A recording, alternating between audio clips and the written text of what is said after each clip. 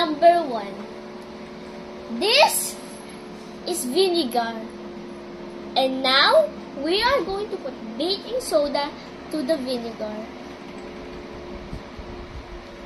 Let's see the reaction with vinegar and baking soda.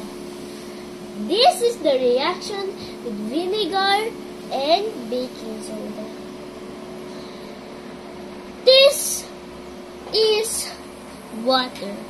We are going to put baking soda to the water.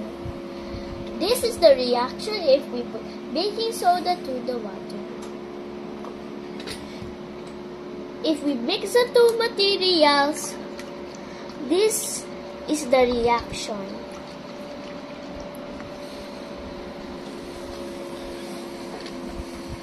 This is vinegar. We are going to put a stick with aluminum foil at it. This is the reaction of the stick with aluminum foil with vinegar.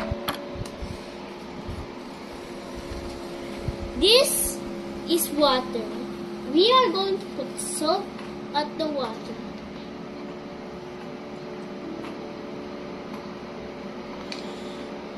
If we mix the two materials, the salt dissolves.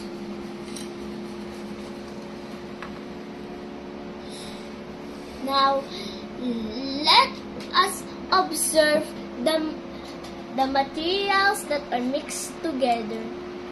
Thank you for listening.